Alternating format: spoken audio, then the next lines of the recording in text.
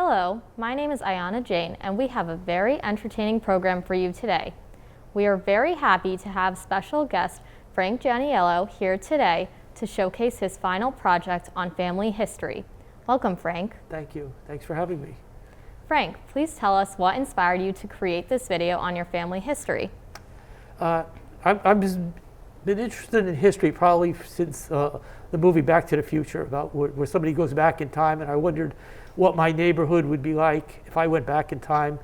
And so recently we came across a lot of old artifacts when we were emptying my father's office up at my brother's house.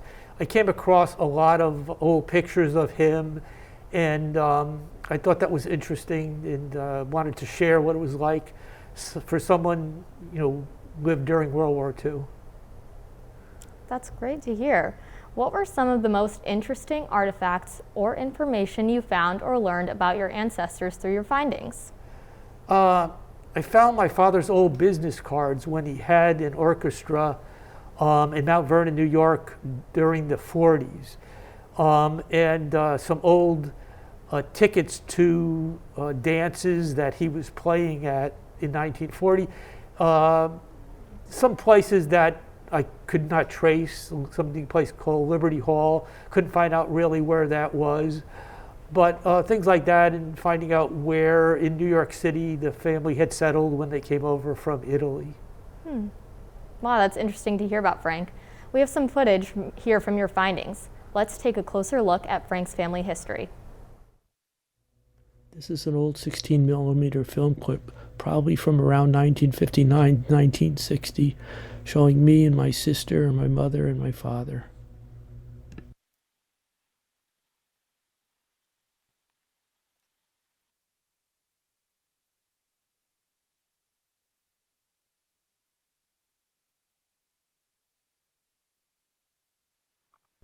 When my father was growing up in Mount Vernon, New York, he had his own band called Jimmy Jan and his orchestra.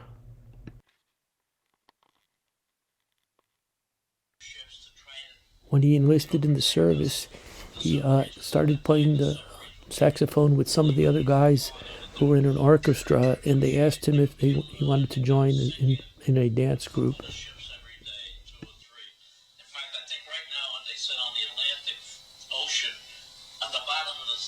There's tons and tons of stuff that was sunk by it. Because one day when I woke up after we were sleeping on the ship, and I saw this one ship was smoking. It was like on fire, and I don't know whether it had been hit by a torpedo or something. We never found out. Well, I don't know. It seemed like they let it. They wouldn't hold the convoy up for everybody because there was too many ships in there. There were tons of ships, and we were going over. So if a ship got hit by they would just let it stay and take its chances. And then I don't know if the Germans.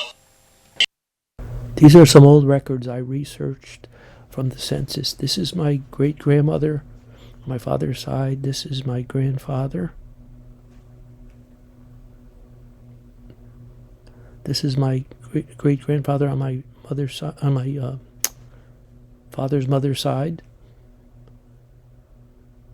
This is my great-grandmother on my father's mother's side. This is my grandmother. All these building up for the invasion. So we were sending all this ammunition, all the troops were going, and then, in fact, there was a joke they would say if they put any more stuff on the island of England, it would sink. Because and then when we pulled it to Le Havre, what was I saying about Le Havre? Oh yeah, it was all bombed out. That we had There wasn't. Yeah, when we pulled in, we didn't even read about it because it was so funny. We really weren't watching the war. We had so many things doing it. I knew the invasion, happened and everything. So when we pulled in and there wasn't a building standing, I mean, all the buildings, and we were seasick because this was a small ship we were on, and so when we got off the ship, I said, "Oh, thank God we're here," So instead of letting us go on land, they put us on one of these LCTs, they call landing craft tanks. That's how they used to use in the invasion. That's how they landed the tanks, yeah. So then we ended up going up the Seine River, and we could see all the bombed like trucks, and were just bombed out, just skeletons of the trucks, yeah. And then we pulled into this little French town, and there would all the French people, they were waving to us when we came in. And called me in and said that he would, he wanted me to do like an MC, of the show. But anyway, so I don't know, I didn't want to do it, but anyway, he said, no, he said, you have to do it. So we got down there, we went out to this outdoor theater, which was a big, like I said, it was a big stage, and then the GI sat in the, like Bob Hope would come and, be in the show there, or another guy would come.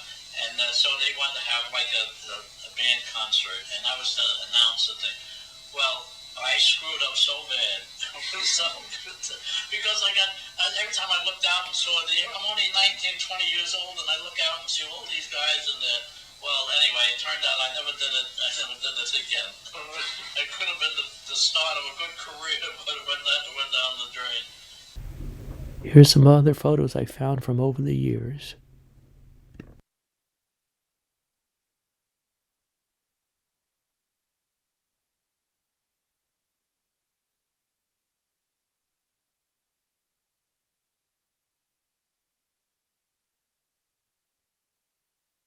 Thank you for sharing that. Now tell us, what was the hardest part of getting these older images and footages into your video with modern day video editing? Most of it was not too bad.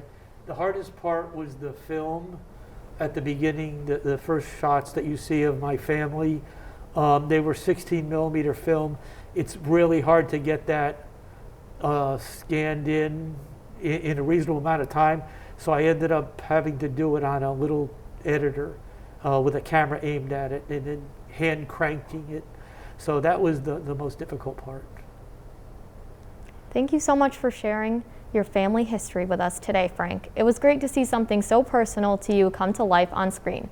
But that's all the time we have for today. Please join us next week.